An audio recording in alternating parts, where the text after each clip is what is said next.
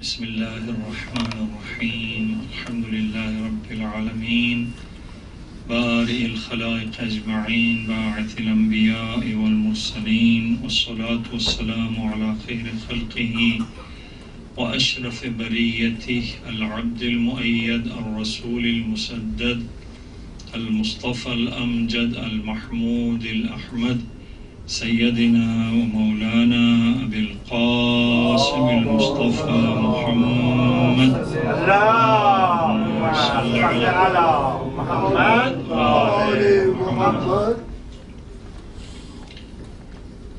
ما درباره غسل صحبت کردیم و درباره وضو صحبت کردیم دیروز. امروز درباره تیمم، چون این منبر رسول هست و پیغمبر اکرم صلی الله علیه و آله و سلم از منبر خودشون هم احکام به ما یاد دادن، هم ذکر اهل بیت علیهم السلام فرمودن و هم معارف اسلامی را بیان فرمودن. لذا با پیروی سنت ایشون ما باید هر سه چیز را باید از اینجا بیان کنیم، هم احکام بیان کنیم، هم معارف اسلامی را بیان کنیم، تفسیر قرآن بیان کنیم و ذکر اهل بیتشون هم باید ما داشته باشیم. Tayammum, how we perform tayammum and why we should perform tayammum and when we should perform tayammum. When someone is not able to use water اور he don't have water، کسی که آب داره ولی ایشون نمیتونه آب را استعمال کنه، چون دکتر گفته به آب دست نزنید، آب به صورتون نزنید، لذا باید ایشون تیمم کنه. لذا برای تیمم گفتن که خاک برابر باید باشه، یعنی مسطح باید باشه، مٹی جو ہے وہ بالکل برابر سے زمین کو پر یا کسی برتن میں یا کسی چیز کو پر پڑی ہوئی ہو، در یہ ظرفی در یہ چیزی خاک باید مسطح باید باشه، یه جا بلند یه جا پایین نباشه، همه باید یه رقم باید باشه. درسته؟ بعد این انگشتان و اینا، ساعت و انگشتر و اینا را باید در بیاریم و اینا هم باید بلند کنیم و هر دو دست با هم، هر دو دست با هم اینطور، دونوں ہاتھ ایک ساتھ، two hands together like this. We have to beat on the dust. روی خاک باید بزنیم، نه این که بگذاریم. اگر فقط بگذاریم صرف ایسا مٹی کو پر رکھ دیں تو تیمم نہیں ہوگا. If we put our hand like this on the dust, the tayammum will not be correct. We should beat, like we bring and beat on the dust. باید روی خاک باید دست را بزنیم. وقتی زدیم بعد دست را بلند کنیم، یه بار، دو بار، سه بار، اینطور. درسته؟ همینطور نیاریم روی صورتمون بکشیم، نه، سه بار اینطور چیز کنیم. بعد از جایی که مو رویده، از اینجا where the hair is grows a normal person, from there you have to put your both hands together there. دونوں ہاتھ یہاں پر رکھنے ہیں، هر دو دست باید با هم اینجا بذاریم. بعد بیاریم پایین. We have to bring down and then right like this together and then left together and then we should bring again in the middle and bring it down like this, by touching to the eyes and nose like this. Okay? And then I have to put my hand، دست را بذاریم اینجا روی موچ و از اینجا روی دست راست دست چپ را بکشم اینطور، یعنی این دست باید بخوره. the upper hand should touch the lower hand. Okay? And و همینطور اینجا، یعنی اینجا دست بذاریم و باید دست بالا روی دست پایین باید کشیده شود، نه اینکه دست پایین حرکت کند اینطور، نه، دست پایین نباید حرکت کنه، دست بالا باید حرکت کنه. The upper hand should move, the lower hand should be without movement. This tayammum is in state of wudu. This tayammum is in state of wudu. این tayammum بدل از وضو هست. اگر کسی بدل از غسل میخواد تیمم کنه، یه بار دیگه این را انجام داد، بعد یه بار دیگه بزنه همینطور مثل اول، بعد 3 بار اینطور 3 بار انجام داده. الان صورت لازم نیست، فقط روی دست یه بار دیگه اینطور تمام شد، بدل از غسل هم شد. ولی از ابتدا باید نیت بدل از غسل نیت داشته باشیم. From beginning we have to make our intention that I am making this tayammum in state of wudu or in state of ghusl. From beginning I should make. So when I make a state of ghusl, I know I have to beat 2 times. One time I beat my hands together and then I done the masa of my face, which is just for forehead, front, right, left, and on the eyes and the nose, not on the cheeks. Understand? On the eyes and the nose, and you bring till the end of the nose like this together, and then you do on your hand like this, and then beat one more, and then 3 times you rub your hand, and then again you put your hand and make this. It will become complete in state of غسل. N تیمم شد بدل از غسل. اگر بدل از وضو بود، یه بار که ما دست زدیم، بعد روی صورت کشیدیم، بعد روی دست ها کشیدیم، تمام شد. این تیمم هست برای بدل از وضو، بدل از غسل. کسی آب داره، someone he have water and he can use also. There is no problem, but the time is over. If he want to go to do like he has janaba and he have just 5 minutes to sunrise or to sunset or to the mid of night, when the Fajr prayer is becoming qada or the Asr praying is becoming qada or the Isha prayer is becoming qada, at that time if he want to go perform the ghusl, it will take 5 minutes there and the salat will become qada. So he is not allowed to go to perform the ghusl or to perform wudu. Wherever he is, just even on the carpet, just beat your hand and fast, do tayammum and fast praying. So you pray your prayer in the time. You are not allowed to pray out of time. And in prayer also, you are not allowed to add the mustahabbat. مستحبات را گفتن در نماز جایز نیست. وقتی که شما وقت مختصر دارین، نماز داره قضا میشه، شما اجازه ندارین که نماز را طول بدهین با آوردن چیزهای مستحب. السلام علیکم. خاتم الانبیاء محمد صلی الله علیه و محمد. مفهوم شد انشاءالله. اگر کسی سوالی داره باید این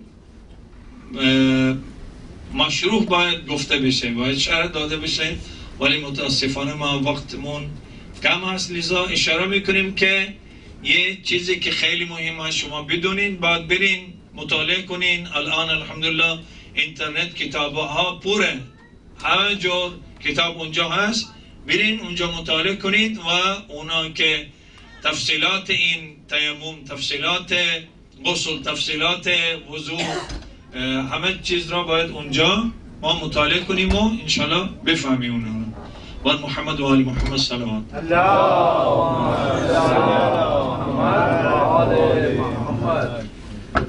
انشاءالله روز عاشورا که پنجشنبه هست، روز عاشورا ما نیم ساعت مجلس فقط در فارسی داریم انشاءالله. روز پنجشنبه نماز ظهر عصر میخونیم ساعت 12 اینجا، 12 و 1 بجه ساعت 1 انشاءالله نماز ظهر عصر میخونیم و بعد نماز ظهر عصر انشاءالله روز فارسی نیم ساعت انشاءالله اینجا داریم. And it is not here, so it is different. It is not here, it is somewhere else. If you have your email, please give your email to any of our brothers, brother Aslain, brother Ahsan Zaidi, brother Sayyid Shabir, any of brothers, give them to, they let you know what is the address of that house, inshallah. بر محمد و آل محمد صلوات.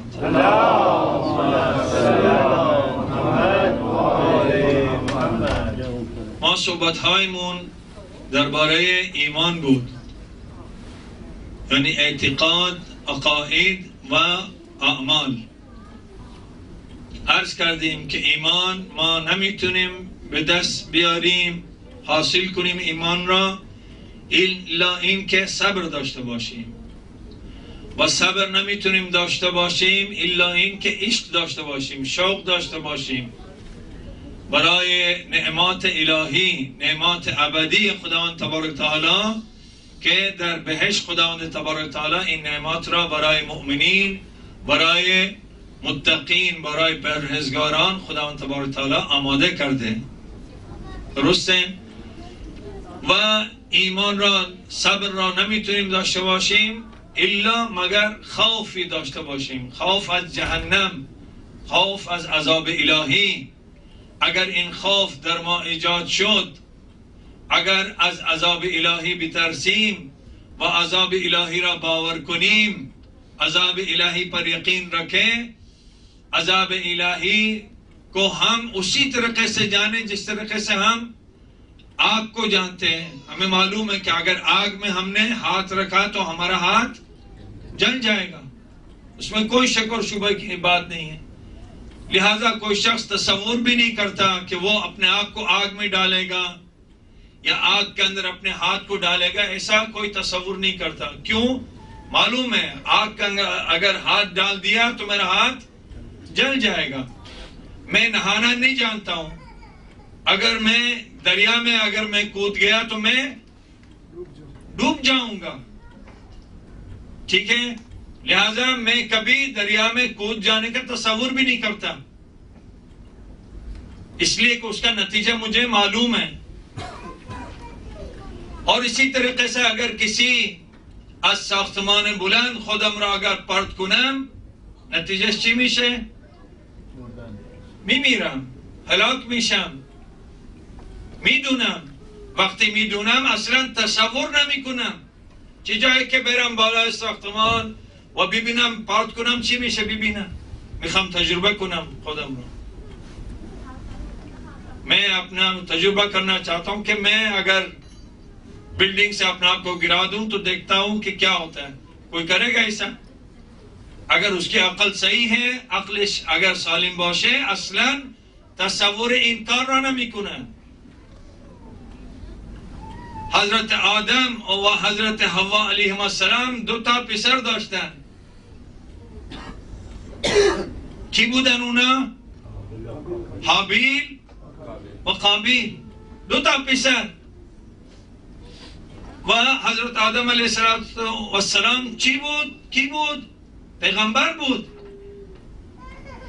ٹھیک ہے؟ یعنی حضرت آدم علیہ السلام پیغمبر تھے. دونوں نے نظر کی، ہر دو نظر کردن. نظر حضرت حابیل قبول شد و نظر قابیل قبول نشد. چی شد؟ قابیل حسودی شد، حسد کرد. وقتی حسد کرد عداوت شروع کرد، گفت من تو را میکشم، میں تمہیں ماروں گا. انی اقتلک. میں تمہیں قتل کر دوں گا. کیوں تیری نظر قبول ہوئی اور میری نظر قبول نہیں ہوئی؟ قبول کرنے والا کون ہے؟ اللہ تبارک تعالیٰ کی ذات.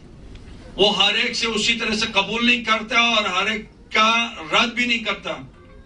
اس کے یہاں قاعدہ قانون ہے. قانون اس نے بنایا ہے, قانون اس نے دیا ہے, شعور قانون اس نے عطا کیا ہے.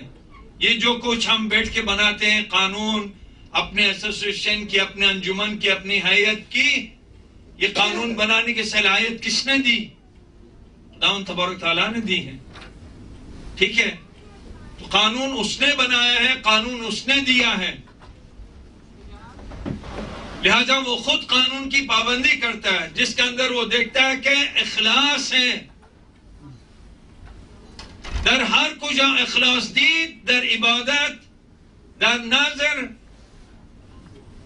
در حج, در نماز, در صدقات, در خیرات, اگر اخلاص را دید, خداوند تبارک تعالی به سبب اون اخلاص اون عبادت را, اون نظر را, اون صدقه را, اون حج را خداوند تبارک تعالی به درگاهش قبول می فرمائیں. یہ قانون خداوند تبارک تعالیٰ کا. جہاں وہ اخلاص دیکھتا ہے وہ اسے قبول کرتا ہے, اس کا فوری اجر عطا فرماتا ہے.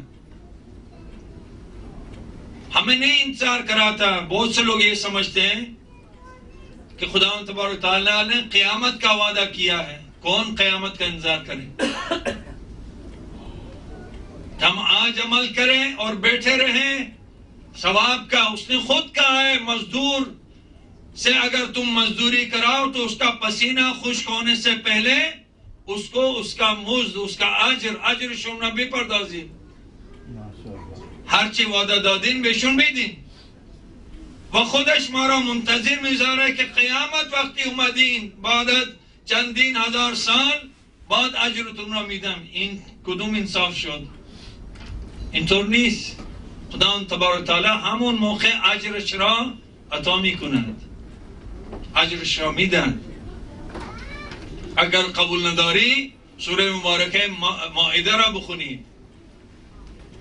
انما ولیکم الله ورسوله والذین آمنوا الذین یقیمون الصلاة ویؤتون الزکاة وهم راکعون.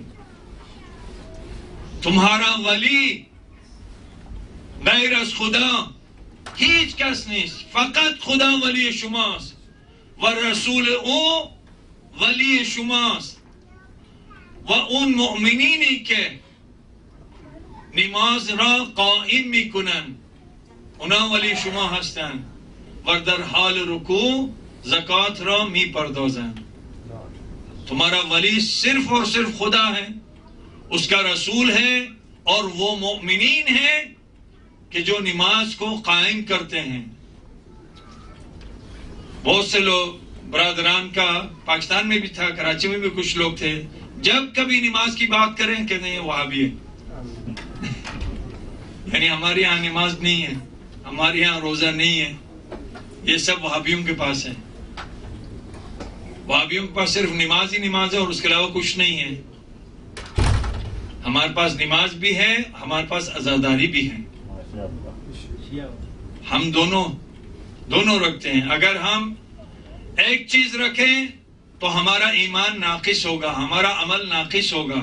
ہمیں دونوں کو ساتھ ساتھ لے کر چلنا ہے. کل بھی عرض کیا تھا. ٹھیک ہے, یہ آیت کب نازل ہوئی؟ یہ آیت اس وقت نازل ہوئی کہ جب امیر المومنین علی بن ابی طالب علیہ السلام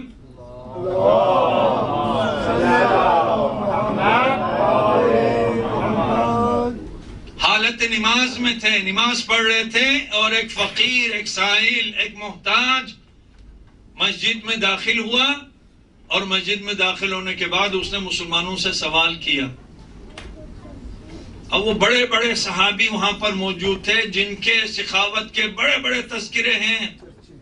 میں حیران ہوتا ہوں کہ یہ بڑے بڑے سخی کہاں گئے ہوئے تھے. ایک سائل سوال کر رہا ہے, ایک سائل داره سوال میکنه از مسلمان ها این اغنیا و سخاوتمندان بزرگان از صحابه کرام کجا بودن؟ سوال این نبود که به من یه دینار بدهید، سوال این نبود که به من یک درهم بدهید، سوالی بود ہر چی داشتین بهشون میدادی. کچھ دے دیتے اس سائل کو، کسی نے کچھ نہیں دیا. اور وہ سائل ناراض ہوا، خدا کی بارگاہ میں اس نے شکایت کی کہ پروردگارا میں تیرے گھر میں آیا، تیرے پیغمبر کی مسجد میں آیا اور مؤمنین اور مسلمین سے میں نے سوال کیا، لیکن اب میں تیرے گھر سے خالی ہاتھ واپس جا رہا ہوں.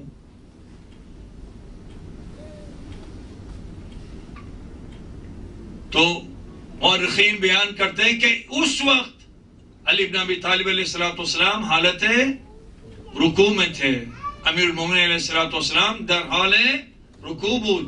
شیعه و سنی نوشتن، این حرف مال شیعه نیست، شیعه و سنی هر دو نوشتن کہ علی بن ابی طالب علیہ السلام در حال رکوع بود، حالت رکوع میں تھا جب اس نے یہ شکایت کی خدا کے بارگاہ میں کہ میں تیرے گھر سے خالی ہاتھ جا رہا ہوں.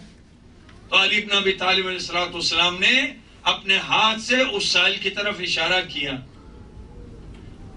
اور اشارہ کر کے اسے یہ سمجھا دیا کہ یہ میرے ہاتھ میں جو انگوٹھی ہے اسے لے لے. سائل آگے بڑھا، سائل جلو اومد، اون انگشتر را از دست علی بن ابی طالب علیہ السلام در آورد و با خودش برد.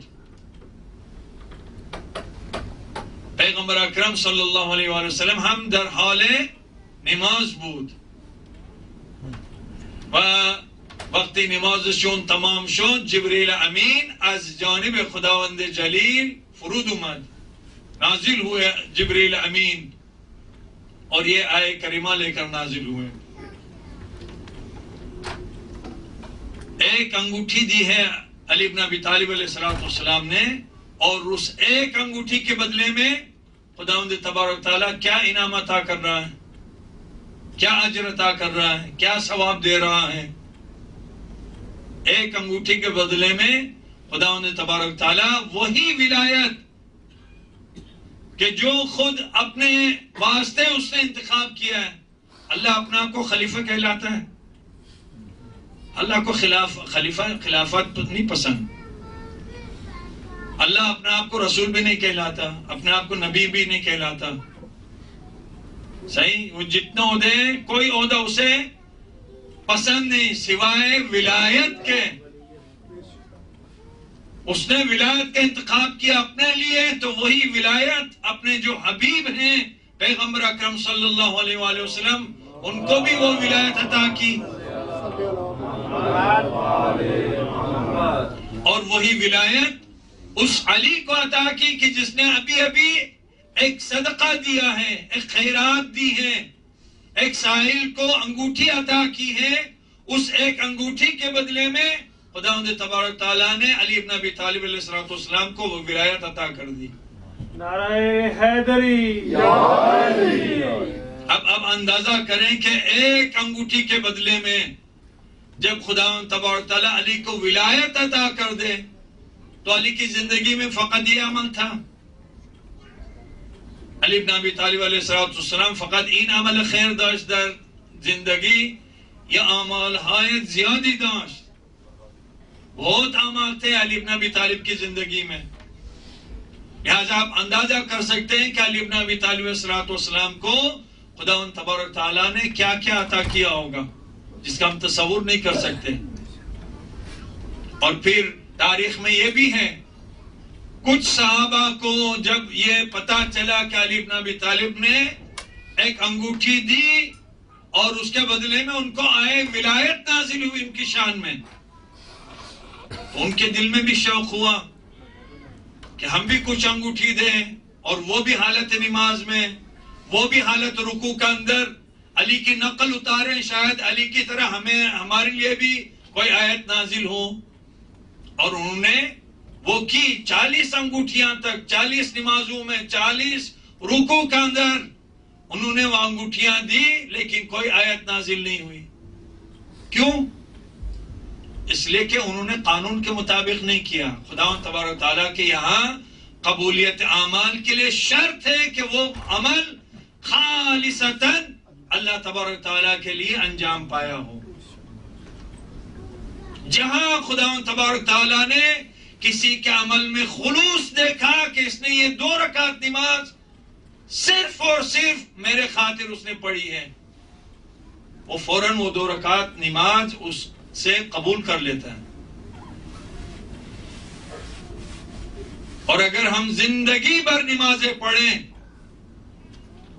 لیکن اگر ہمارے اندر خلوص نہ ہو تو ہمارا کوئی عمل خدا کی بارگاہ میں قبول نہیں ہوگا.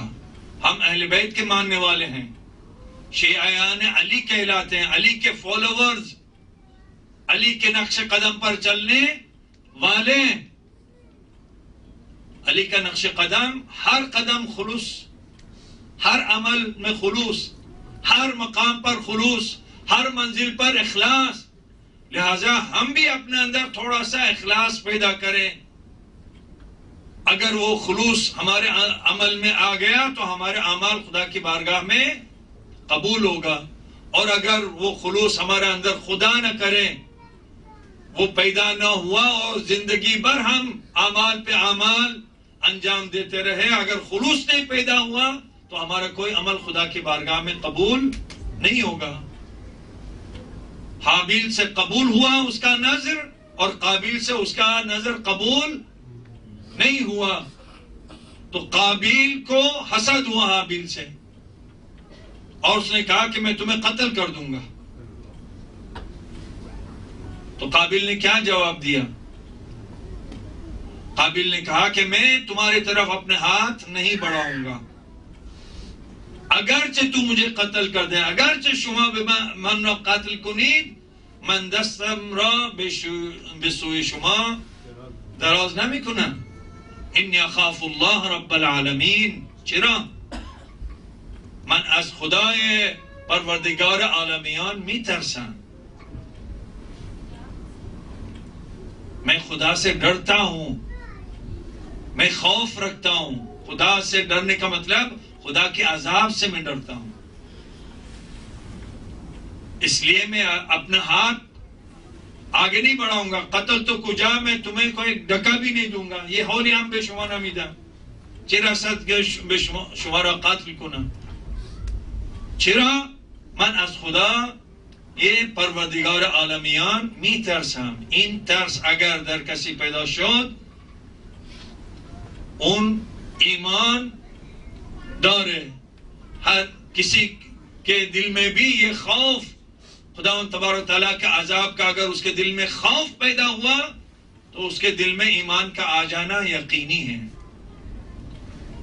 شوق اگر آ گیا تب بھی ایمان آئے گا اور خوف اگر آ گیا تب بھی ایمان آئے گا. ایمان کیسا آئے گا؟ اس کے اندر صبر پیدا ہوگا. یا شوق کے ذریعے سے صبر ہوگا یا خوف کے ذریعے سے اس کے اندر صبر آئے گا.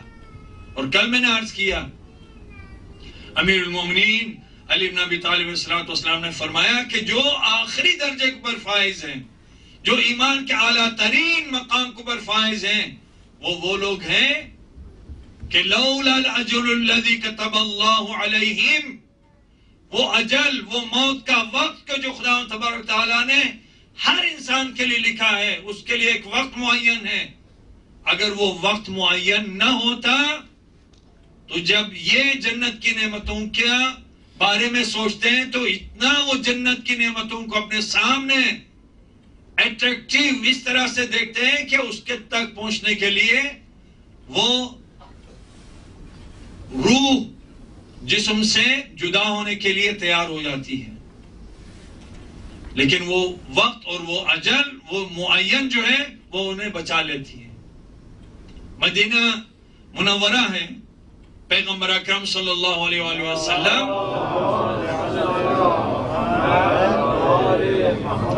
اپنے اصحاب کے ساتھ مدینے کے باہر ایک سفر پہ نکل رہے تھے. مدینے کے باہر نکلے اور مختلف جگہ ہیں، پتھریلی زمین تھی، بڑے بڑے پتھر تھے، اور وہاں پر پیغمبر اکرم نے عجیب عالم دیکھا کہ ایک جوان، یہ جوانی خودش را لخت کر دیں، قمیض اتار چکا ہے، اور عین گرمی کا زمانہ ہے، پتھر جو ہے وہ تپ رہے ہیں، اور وہ اپنے جسم کو ان پتھروں سے تپا رہا ہے، کہہ رہا کہ جسم تو خدا کے عذاب کو برداشت کرنے کی صلاحیت نہیں رکھتا، لہذا کچھ اس پتھر کی گرمی کو چکھ لیں تاکہ تو خدا تبارک و تعالیٰ کے گناہ اور اس کی معصیت پر جری نہ ہو. یہ مقدار از این گرمای این سنگها را بچشید تا به گناه، به معصیت خدا، به نافرمانی خدا جرأت نکنید. وقتی پیغمبر اکرم صلی اللہ علیہ وسلم اون جوان را دید کہ این عمل را انجام میدهد، ایشون را صدا زد، اس کو بلایا اس جوان کو، اور قریب بلا کر پوچھا کہ تو یہ کیا کر رہا تھا، چیکار نہیں کردی اونجا، این چیکاری بود؟ اون جوان گفت یا رسول اللہ، جوان نے کہا اے رسول خدا، میں اپنے اس جسم کو یہ سمجھا رہا تھا کہ تیرے اندر یہ صلاحیت نہیں، تو بہت کمزور ہے، تو خدا کے عذاب کو اور جہنم کی آگ کو نہیں برداشت کر سکتا، تو ذرا ان پتھروں کے اندر جو تھوڑی سی گرمی ہے اس کو چکھ کے دیکھ لے، کیا تیرے اندر اس گرمی کو برداشت کرنے کی صلاحیت ہے کہ تو خدا تبارک و تعالیٰ کے جہنم کے آگ کو برداشت کر سکے. پیغمبر اکرم صلی اللہ علیہ وسلم رو کر به اصحاب خودشون، پیغمبر مڑے اصحاب کی طرف اور ان سے کہا کہ یہ جوان جو ہے مستجاب الدعویٰ ہے، اور اس سے کہو کہ وہ تمہارے لیے دعا کرے. یہ مستجاب الدعویٰ ہے، یہ وہ ہے کہ جس کی دعا کو خدا و تبارک تعالیٰ رد نہیں کرتا، چونکہ یہ عالم یقین کے اوپر فائز ہے، صبر کے مراحل سے گزر چکا ہے، منزل صبر سے گزر کر منزل یقین میں داخل ہو چکا ہے. لہذا جو منزل یقین میں داخل ہو جاتے ہیں خدا تبارک تعالیٰ اس کے دعا کو رد نہیں کرتا. لہذا اس سے کہو کہ وہ تمہارے لیے دعا کرے. وہ جوان نے دعا کرنا شروع کیا، اللہم اجمع امرہم بالہدی واجعل زادہم التقوی، پروردگار ان کو ہدایت کے راستے کو پر گامزن فرما، اور ان کے زاد اور راحلے کو اور توشے کو تقوی قرار دے. یہ منزل یقین کہ جب انسان کے اندر خوف اس طرح سے داخل ہو جائے کہ وہ عذاب جہنم کو وہ دیکھ رہا ہو، مثل ان کے وہ دیکھ رہا ہے کہ کس طریقے سے خدا کے گناہگار بندے جہنم کے اندر عذاب سے رہے ہیں. ہم ایزی لیتے ہیں، ہلکا لیتے ہیں، سمجھتے ہیں کہ کوئی مسئلہ نہیں ہے. ایسا نہیں ہے. عذاب خدا تبارک تعالیٰ کا عذاب بہت سخت ہے. قیامت کے دن مجرمین کے جو حالت ہوگی قیامت کے دن، اس حالت کو خدا تبارک تعالیٰ نے قرآن مجید کے اندر پہلے سے ہمارے لیے بیان کیا ہے کہ جب مجرم قیامت کے دن ان کے لیے جہنم کے بارے میں لکھ دیا جائے گا کہ تو اب جہنمی ہے، تو ان کی کیا حالت ہوگی اس کو خدا تبارک تعالیٰ نے قرآن میں ہمارے لیے لکھ دیا ہے تاکہ ہم اسے عبرت حاصل کریں، درس حاصل کریں، سبق لیں اور اپنے آپ کو اس دنیا کے اندر سدھار دیں. جب تک ہمارے بدن میں سانس ہے، روح ہے، ہمارے لیے اپنے آپ کو چینج کرنا اور اپنے آپ کو سدھارنے کا وقت ہمارے پاس موجود ہے. اور اگر سانس نکل گئی تو پھر کوئی ہمیں نہیں سدھار سکتا. وہ سدھرنے کا جو زمانہ ہے، جو وقت خدا تبارک تعالیٰ نے دیا ہے، جو زندگی ہے وہ زندگی ختم اور سدھرنے کا زمانہ بھی ختم ہو جائے گا. سوالات پڑھ لیں اور تھوڑا سا آگے آ جائیں.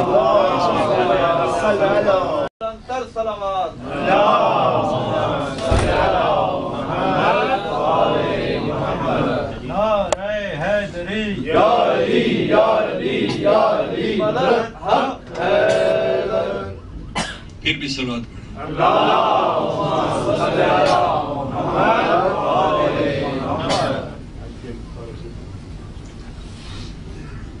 لذا ائمہ معصومین علیہ السلام نے ہمیں سمجھا دیا ہے، قرآن مجید نے ہم کو سمجھا دیا ہے، ساری چیزیں کھول کھول کے واضح انداز میں ہمیں بتا دیا ہے. کوئی چیز ہمارے لیے ایسا نہیں رکھا کہ ہم سمجھنا چاہتے لیکن ہماری سمجھ میں نہیں آ رہا ہے. ایسا کوئی مسئلہ نہیں ہے. سب چیز خدا تبارک تعالیٰ نے فرما دے یوم اذن یود المجرمین، جب مجرم میدان حشر میں وارد ہوں گے تو ان کا یہ تمنا ہوگی، یہ آرزو ہوگی، جب ان کے بارے میں لکھ دیا جائے گا کہ تو مجرم ہے اور تیری جگہ جہنم ہے، تو وہ تمنا کریں گے لو یفتدی، کہ وہ بطور فدیہ کے اسے جہنم میں جانا ہے تو وہ اپنا فدیہ دینا چاہتا ہے، اپنی طرف سے قربانی دینا چاہتا ہے کہ اس کے بدلے میں بطور قربانی کے کسی اور کو لے جائیں. کس کو فدیہ دینے کے لیے وہ مجرم تیار ہے؟ قرآن پڑھیے، قرآن کہتا ہے کہ وہ تیار ہے اپنے فرزند کو بطور فدیہ کے دینے کے لیے کہ خداوندہ میرا فرزند، میرا بیٹا فرزند من را بطور فدیه از من بگیرید و من را از جهنم آزاد کنید. دختر خودش را اپنی بیٹی دینے کے لیے تیار ہوگا کہ میرے بدلے میں میری بیٹی کو جہنم میں ڈال دیں اور مجھے جہنم سے آزاد کر دیں. میرے بھائی کو لے لیں، میری بہن کو لے لیں، میرے باپ کو لے جاؤ، میری ماں کو لے جاؤ، یہاں تک کہ وہ تیار ہوگا کہ ساری انسانیت کو، سارے انسانوں کو اگر خدا قبول کرے کہ اس کے بدلے میں ان کو جہنم میں ڈالے اور اسے آزاد کر دے جہنم سے، تو وہ تیار ہے اس کے لیے. سب کو لے جاؤ، سارے رشتہ داروں کو، سارے دوستوں کو، سب کو لے جاؤ، لیکن مجھے جہنم سے آزاد کر دو. یہ عالم ہوگا. روایات میں ہے کہ انسان دنیا میں بڑی زحمتیں برداشت کرتا ہے، بڑی مشقتیں برداشت کرتا ہے، بڑے مصائب جھیلتا ہے، دنیا مصیبتوں سے بری ہوئی ہے. لیکن اگر کوئی انسان اس طرح سے زندگی گزارے دنیا کے اندر کہ اس کے جسم کو کینچی کے ذریعے سے کاٹ دے، زندہ ہے اور روزانہ کینچی کے ذریعے سے اس کے جسم کو کاٹا جا رہا ہے، روزانہ نہیں کہ سون کر کے. آدمی کے دانت کو نکالتے ہیں تو کیا سون کر کے نکالتے ہیں؟ پتہ بھی نہیں چلتا. کیوں؟ سون کر کے نہیں، بے ہوش کر کے نہیں، زندہ عالم ہوش میں اگر اس کے بدن کو کاٹ دیا جائے روزانہ اور اس طرح کی زندگی، دردناک زندگی گزارے، تو یہ دردناک زندگی قبر میں جو عذاب ہونے والی ہے اس کے مقابلے میں یہ کچھ بھی نہیں ہے. یہ آرام کی زندگی ہے.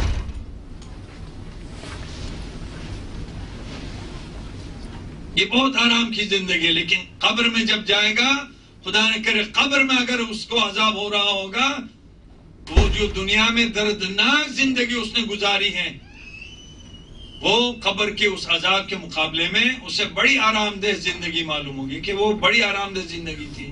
یہ تو عذاب میں گرفتار ہو گیا. عالم برزخ، اور عالم برزخ میں اگر شدید ترین عذاب ہو رہی ہوگی اور بڑے شدید ترین عذاب میں اس نے پورا عالم برزخ گزار دیا ہوگا، اور اب جب میدان حشر میں وارد ہو جائے، اس کے گناہ معاف نہیں ہوئے، اور وہ گناہوں کے ساتھ میدان حشر میں وارد ہوا ہے، تو میدان حشر میں جس ہولناکی کا اور جس عذاب کا اور جس درد کا فیس کرے گا وہ قبر والی زندگی اس کے لیے آرام دہ لگے گی. کہ میں بڑے آرام سے تھا، قبر میں سو رہا تھا. سورہ مبارکہ یاسین میں ہے کہ ہم کو کس نے ہمارے خواب سے ہمیں اٹھا دیا، ہم تو آرام سے سو رہے تھے، سو نہیں رہے تھے، وہ عذاب میں تھے. یہ کون کہہ رہا ہے؟ یہ مجرمین کہہ رہے ہیں کہ ہم آرام سے سو رہے تھے قبر میں، ہمیں کس نے قبر سے اٹھا دیا اور اس ہولناکی میں لا کر ہمیں ڈال دیا، اس عذاب میں لا کر ہمیں ڈال دیا. سورہ مبارکہ یاسین ہر شب جمعہ پڑھنا ثواب ہے اس کا، ہر جمعے کے روز پڑھنا ثواب ہے اس کے. 22 منفعتیں ہیں، 22 منافع دار ہیں، 22 منافع دار ہیں. در سورہ مبارک یاسین، در اون سورہ مبارک یاسین خداوند تبارک تعالی قول مجرمین را نقل می فرماند. وقتی اینا وارد محشر می شوند، اینا که در حال عذاب بودند در قبر، وقتی وارد محشر می شوند میگن که ما در خواب بودیم. راحت ترین و آسش ترین مقام انسان مقام خوابه. وقتی انسان خوابه دیگه از اون بهتر راحت نداره. میگه ما خواب بودیم، کی ما را بیدار کرد و آورد در این مصیبت ما را گذاشت، اس عذاب میں لا کر ہمیں خواب سے اٹھا کر یہاں ڈال دیا. پھر روایات کہتی ہیں کہ میدان حشر کا جو عذاب ہے وہ کچھ بھی نہیں ہے، وہ جہنم کے عذاب کے مقابلے میں کچھ بھی نہیں ہے. جب جہنم کے عذاب میں وارد ہوں گے تو جہنم کا عذاب تو پھر جہنم کا عذاب ہے. وہ سارے دنیا کے اور برزخ کے اور محشر کے عذاب اگر سب کو ملا دیا جائے تو جہنم کے عذاب کے مقابلے میں یہ سارا عذاب کچھ نہیں ہے. اسی لیے چونکہ خداوند تبارک تعالیٰ مہربان ہے، خصوصاً مومنین کے ساتھ خاص رحمت کا تعلق ہے خداوند تبارک تعالیٰ کا. مومن کو ایک چھینک بھی آتی ہے، یہ اچھا ہی ہم مومن وقتی در دنیا میزنه یک پای که به یه آجوری یک سنگی میخوره اون را هم خداوند تبارک تعالی چیز قرار میده، بدل از اون گناهی که ازشون سرزده بود اون را بدل اون قرار میدهد و خیلی از گناهان نام عملشون به سبب خوردن پای شما به اون سنگریزه خداوند تبارک تعالی خیلی از گناهان را از نام عمل شما پاک میکنه. ایک چینک، ایک تھوڑا سا فیور، ایک ذرا سی زحمت انسان کو ہوتی ہے، ایک آہ نکلتا ہے اس کے منہ سے ایک آہ نکلتا ہے. کوئی خبر غم، کسی دوست کی فوت کا خبر سنا، کسی رشتہ دار کے خبر کا فوت سنا، کوئی نقصان اسے ہوا، ایک آہ نکلا اس کے منہ سے. اس آہ کے ذریعے سے اگر وہ مومن ہے تو خداوند تبارک تعالیٰ اس کے نامہ عمل سے اس کے بہت سارے گناہوں کو معاف کر دیتا ہے. لہذا ائمہ علیہ السلام نے فرمایا، اور اس دن بھی میں عرض کر رہا تھا کہ کوئی مصیبت مومن کے لیے دنیا میں مصیبت نہیں ہے. یہ خداوند تبارک تعالیٰ کی رحمتیں اور اس کی برکتیں اور اس کی مغفرتیں ہیں کہ خداوند تبارک تعالیٰ چاہتا ہے کہ موت کے وقت کہ جو شدید ترین حالت ہے بندے مومن کے لیے دنیا میں، اس موت کے وقت سے پہلے اس کا نام عمل گناہوں سے اور معصیتوں سے پاک ہو جائے، صاف ہو جائے، تاکہ اسے آسان موت اور راحت کی موت نصیب ہو، آرام دہ موت نصیب ہو. لیکن اگر خدا نہ کرے گناہ پر گناہ کیے جا رہا تھا اور متوجہ نہیں تھا، مجلس میں آیا تھا، سنا بھی لیکن پھر بھی سیریس نہیں لیا، یہی ہوتا ہے ہمارے ساتھ. ہم بہت سی باتیں جو ہے ہمیں کسی کتاب میں ہم نے پڑھ لی، انٹرنیٹ پہ ہم نے دیکھ لیا، کسی سے سن لیا، کسی دوست نے ہمیں کچھ چیز بتا دی، لیکن ہم نے اسے سیریس نہیں لیا. ہم سیریس نہیں لیتے. یہ شیطان کے وساوس ہیں کہ جو ہمیں کسی چیز کو, کسی دینی عمل کو, کسی دینی بات کو سیریس ہم نہیں لیتے اور اسے ہم درگزر کر لیتے ہیں, اس کو معمولی سمجھتے ہیں, ہلکا سمجھتے ہیں اور اس کے اوپر ہم عمل نہیں کرتے. نہیں کیا اس نے, اور عمل نام عمل جو ہے وہ گناہوں سے بھرا ہوا تھا. ہر مصیبت اور ہر آفت آئی لیکن اس کے سارے نام عمل گناہوں سے پاک نہیں ہوا. اب خداوند تبارک و تعالیٰ چاہتا ہے کہ موت کے وقت سختی کر کے اس کے نام عمل کو اس کے گناہوں سے پاک کر دے, تاکہ وہ اگر جب قبر میں جائے گا تو قبر میں اسے کوئی عذاب نہ ہو, اس لیے کہ قبر کا عذاب موت کے عذاب سے بڑا سخت ہے. کوئی کمپریزن نہیں آپس میں, ہیچ مناسبت ہی بین سختی مرگ و بین سختی عذاب در قبر هیچ مناسبت ہی نہیں. عذاب قبر خیلی سخت ہے.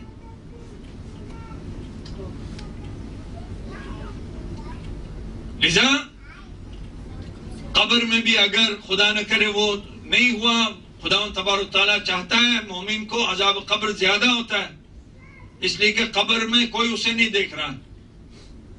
آپ کلاس میں, آپ بھی اسکول میں گئے, ہم بھی اسکول میں گئے, مدرسه شما هم رفتیم, ما هم رفتیم.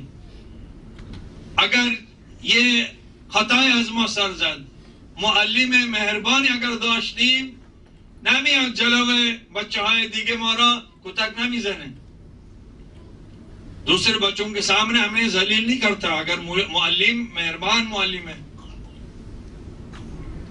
تو وہ ہمیں الگ سے, بچے سب سارے نکل جاتے ہیں کلاس سے, پھر ہمیں لا کے ایک چانٹا مارے گا اور اس کے بعد کہے گا کہ آئندہ ایسا نہیں کرنا. اور چونکہ خدا تبارک تعالیٰ مہربان ہے لہذا نہیں چاہتا. ہم بڑا کلمہ بھی پڑھتے تھے, اہل بیت کا نام بھی لیتے تھے, قرآن کا نام بھی لیتے تھے اور بڑے فخر سے بھی کہتے تھے, رہتے تھے. کن کے سامنے؟ مشرکین کے سامنے, کفار کے سامنے, منافقین کے سامنے. اور اگر انہی کے سامنے ہماری اگر عذاب شروع ہو گئی اور سزا دینے خدا تبارک تعالیٰ نے شروع کیا تو کیا ہوگا؟ وہ کہیں گے کہ تمہارا کلمہ پڑھنے کا فائدہ کیا ہوا, تمہارا اہل بیت کا نام لینے کا کیا فائدہ ہوا, قرآن کتاب ہونے کا تمہیں کیا فائدہ ہوا. تو وہ عذاب ایک طرف اور ان کے تانے ایک طرف. لہذا خدا تبارک تعالیٰ نہیں چاہتا کہ قیامت کے دن سب کے سامنے, جہاں کفار بھی ہوں گے, مشرکین بھی ہوں گے, منافقین بھی ہوں گے, سب کے سامنے ہمیں سزا دے تاکہ ان کے سامنے ہماری ذلت بھی ہو. لہذا خدا تبارک تعالیٰ چاہتا ہے کہ ہم پاک ہو جائیں قبر میں اور پاک اور صاف ہو کر میدان حشر میں وارد ہوں, تاکہ دوسروں کے سامنے ہمیں سزا نہ. ہم وہاں پر جب پہنچے تو ہم نعمتوں میں گری ہو. پھر سورہ مبارک یاسین, سورہ مبارک یاسین میں فرماتے ہیں کہ جب مومنین میدان حشر میں وارد ہوں گے تو ساری دنیا جو لوگ میدان حشر میں وارد ہوئے ہیں وہ سب کے سب عذاب جھیل رہے ہیں. اور یہ خدا تبارک و تعالیٰ کے نعمتوں کے میں مشغول ہیں. اسے پتہ ہی نہیں کہ میدان حشر میں لوگوں کا کیا حشر ہوا ہے. خودش در نعمت الہی مشغول ہیں. ہم و ازواجہم فی شغل فاکہون. وہ اور اس کے جو ازواج ہیں, جو ان کے ہمسر ہیں, میاں بیوی اور بچے, وہ سب چونکہ مومن ہیں اور بحالت ایمان میدان حشر میں وارد ہوئے ہیں تو وہ خدا و تبارک تعالیٰ کی نعمتوں میں مشغول ہیں. ساری دنیا کیا عذاب جھیل رہی ہے انہیں کچھ پتہ نہیں. تو دعا کریں کہ خدا و تبارک تعالیٰ ہمیں بیداری عطا فرمائے, ہم جلد از جلد بیدار ہوں, جلد از جلد ان ائمہ علیہ السلام کے جو سیرت بیان ہوتی ہے اور جو آیات بیان ہوتے ہیں اس سے ہم درس حاصل کریں اور ہم اس دنیاوی زندگی کو اس طریقے سے گزاریں کہ جس طریقے سے ائمہ علیہ السلام ہم سے چاہتے ہیں کہ ہم اچھی زندگی گزاریں. پرہیزگاری کی زندگی گزاریں، صبر کے ساتھ گزاریں، یقین کے ساتھ گزاریں، عدل کے ساتھ گزاریں اور جہاد کے ساتھ ہم گزاریں، تاکہ ہمارا یہ زندگی ایمانی زندگی ہو، نفاق کی زندگی نہ ہو، شرک کی زندگی نہ ہو، کفر کی زندگی نہ ہو کہ ہم انکار پہ انکار کرتے رہیں کہ نہیں یہ کہاں لکھا ہوا ہے اور وہ کہاں لکھا ہوا ہے، اور نماز کی کیا ضرورت ہے اور روزے کی کیا ضرورت ہے. ایسا نہیں ہے. صلوات پڑھ لیجئے محمد.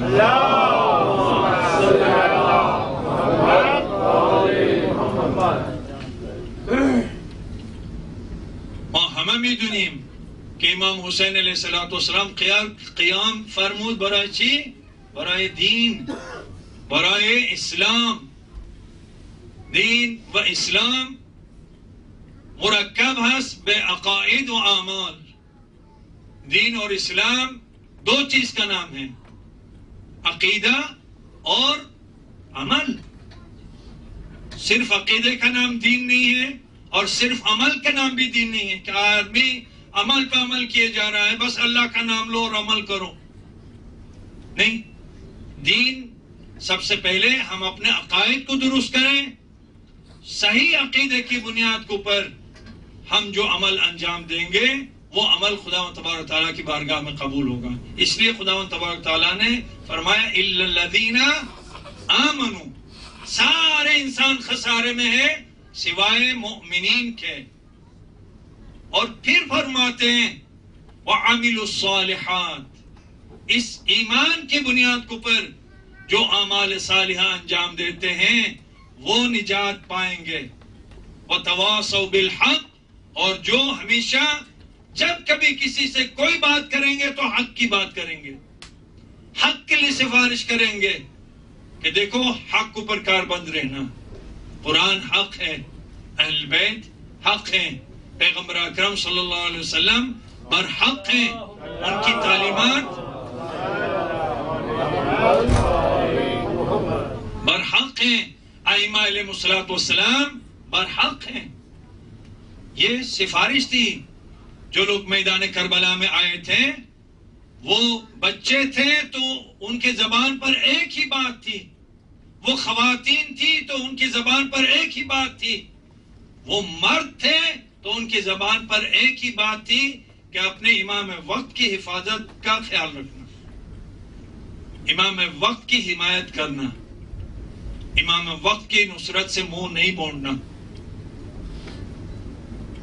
اور اس نصرت میں، اس مدد میں اگر اولاد کو دینا پڑے تو دے دینا، اپنی جان کو اگر دینا پڑے تو دے دینا، اپنی عزت کو اگر دینا پڑے تو بھی دے دینا. سب سے زیادہ جو سنگین جہاد ہے وہ جہاد ہے عزت کی جہاد، کہ انسان اپنی عزت کو خطرے میں ڈال دے اور اپنی عزت کے ذریعے سے خدا کی راہ میں اور ایمان کی راہ میں جہاد کرے اور جد و جہد کرے. وہ سب سے زیادہ سخت ہے. اور وہ عزت کا جہاد کن لوگوں نے کیا؟ مردوں نے نہیں کیا. مردوں نے نفسانی جہاد کی، جان سے جہاد کیا. وہ عزت کا جہاد خواتین نے کیا کہ جو سب سے زیادہ کمزور ہوتی ہیں. جہاں اولاد کو پیش کرنے کا مسئلہ تھا وہاں بھی پیچھے نہیں ہٹی. ہر ایک شب عاشور سے ہی رات بھر تیاریوں میں مصروف تھے. اپنے اولاد کو نصیحت کر رہی تھی، وصیت کر رہی تھی کہ بیٹا دیکھنا کل سب سے پہلے تمہیں جانا ہے میدان جہاد میں. شب عاشور ہے، حضرت ابو الفضل عباس علیہ السلام، حضرت علی اکبر علیہ السلام آپس میں گفتگو کر رہے ہیں اور حضرت قاسم علیہ السلام بھی وہاں پر موجود ہے. حضرت علی اکبر فرماتے ہیں کہ چچا جان کل سب سے پہلے میں جاؤں گا. تو ابو الفضل عباس علیہ السلام فرماتے کہ نہیں بیٹا، آپ اگر پہلے جائیں گے تو میرے بھائی کے آنکھوں کا نور چلا جائے گا، لہذا آپ پہلے نہیں جائیں گے، پہلے میں جاؤں گا. حضرت علی اکبر علیہ السلام فرماتے ہیں نہیں چچا جان، یہ نہیں ہو سکتا. اگر آپ پہلے گئے تو میرے بابا کی کمر ٹوٹ جائے گی. جناب قاسم آگے بڑھے فرماتے ہیں بھیا علی اکبر آپ پہلے نہیں جائیں گے، چچا عباس آپ بھی پہلے نہیں جائیں گے، پہلے میں جاؤں گا، اس لیے کہ میں یتیم ہوں، میرے جانے سے نہ میرے چچا کی کمر ٹوٹے گی اور نہ میرے چچا کے آنکھوں کا نور جائے گا۔ ایسے میں امام حسین علیہ السلام خیمے سے باہر نکل رہے تھے اور جناب قاسم کے یہ الفاظ امام حسین علیہ السلام کے کانوں تک پہنچ گئے۔ آگے بڑھے، جناب قاسم کو سینے سے لگایا اور سینے سے لگا کر فرماتے ہیں کہ بیٹا آپ نے کیا کہا، آپ نے یہ کیوں کہا کہ میں یتیم ہوں؟ روز عاشور آیا اور جناب قاسم بار بار آ رہے ہیں امام علیہ السلام کی خدمت میں۔ ہر بار جب بھی آتے ہیں امام حسین علیہ السلام حضرت قاسم کو سینے سے لگاتے ہیں، فرماتے ہیں قاسم میں تمہیں کیسے میدان میں جانے کی اجازت دے سکتا، آپ تمہارے بھائی کی نشانی ہیں۔ وقت شمارا می بینم من یاد امام حسن مجتبی علیه السلام میکنم، نمیتونم به شما اجازه بدم که برین۔ حضرت قاسم علیہ السلام تھک گئے، صبح سے آ رہے ہیں اور ہر بار یہی انہیں جواب ملتا ہے، تھک کر ایک خیمے کے اندر گئے اور ایک خیمے کے ستون کے ساتھ ٹیک لگا کر جناب حضرت قاسم بیٹھ گئے۔ نشست و خوابید، خواب مند۔ حضرت قاسم بیٹھے اور ان کو نیند آ گئی۔ عالم خواب میں کیا دیکھتے ہیں کہ بابا حسن مجتبی آئے ہیں۔ فرماتے ہیں قاسم، بیٹا قاسم تو کیوں اس قدر غمگین ہے، کیوں اتنا پریشان ہو؟ عرض کرتے ہیں کہ بابا صبح سے چچا کی خدمت میں جا رہا ہوں، لیکن چچا ہر بار مجھے اپنے سینے سے لگا کر فرماتے ہیں اے قاسم میں تمہیں اجازت نہیں دے سکتا مرنے کی، تم میرے بھائی کی یادگار ہے، میری سمجھ میں نہیں آتا بابا میں کس طرح سے اجازت لوں۔ ایک مرتبہ امام حسن مجتبی نے فرمایا اے قاسم جب میں دنیا سے جا رہا تھا 28 صفر کو تو میں نے تمہارے بازو کے اوپر ایک تعویذ باندھا تھا اور تمہیں سفارش کی تھی اے قاسم جب کبھی کسی بڑی مشکل میں گرفتار ہونا تو اس تعویذ کو کھول کر پڑھ لینا اور جو اس میں ہدایت دی ہو اس کے اوپر عمل کرنا۔ قاسم تو بھول گیا اس تعویذ کو، بس یہ سننا تھا۔ ایک مرتبہ آنکھ کھلی، جلدی سے وہ تعویذ بازو سے کھولا اور کھول کر پڑھا اور دوڑ کر امام مظلوم کی خدمت میں اس تعویذ کو پیش کیا۔ حضرت امام حسین علیہ السلام نے بھائی کے خط کو اپنے ہاتھوں پر اٹھایا، ایک مرتبہ اپنے آنکھوں سے لگایا، کبھی خط کو دیکھتے تھے اور کبھی جناب قاسم کے چہرے کی طرف نگاہ کرتے تھے، کہتے تھے اے قاسم اب میں تمہیں منع نہیں کر سکتا، بیٹا تیار ہو جاؤ، جاؤ خیمہ گاہ میں۔ عزادارو جناب ام فروا نے امام حسن مجتبی علیہ السلام کا قبا انہیں پہنایا، ان کا امامہ ان کے سر کو پر رکھا، ان کی تلوار ان کی حمایل کی اور جب گھوڑے پر سوار ہوئے تو بالکل جناب امام حسن مجتبی علیہ السلام کی شبیہ ہو چکے تھے۔ امام حسین علیہ السلام کو ودا کر کے میدان میں قدم رکھا اور دیر تک لڑتے رہے۔ امام حسین علیہ السلام ایک مقام سے جناب قاسم کو لڑتا ہوا دیکھ رہے تھے اور شاباشی دے رہے تھے، اور دوسری طرف سے جناب ابو الفضل عباس علیہ السلام اپنے شاگرد کو دشمنوں کے ساتھ لڑتے ہوئے دیکھ رہے تھے اور شاباش دے رہے تھے کہ ایک مرتبہ قاتل کی تلوار پڑی، جناب قاسم گھوڑے سے زمین پر تشریف لا رہے تھے، آواز دی یا عمّا ادرکنی، چچا جان میری مدد کو پہنچیے۔ بس عزادارو ایک مرتبہ امام حسین علیہ السلام کی نظر قاتل قاسم کو پر پڑی کہ جس نے تلوار سے وار کیا تھا.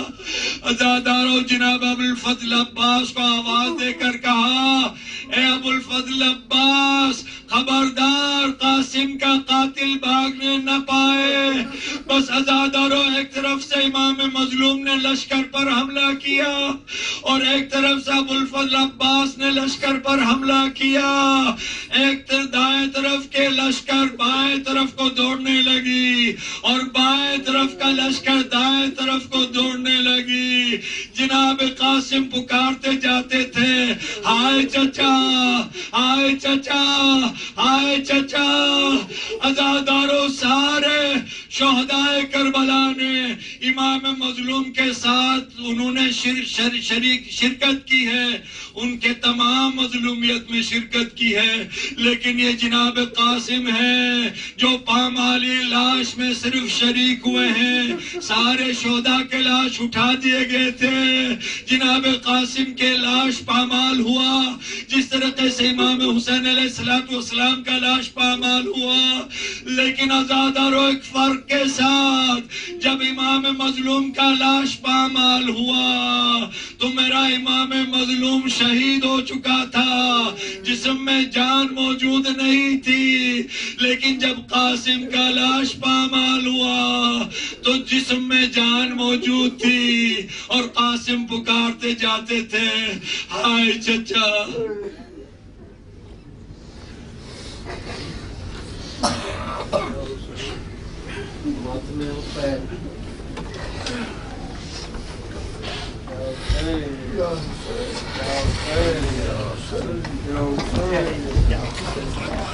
Yo,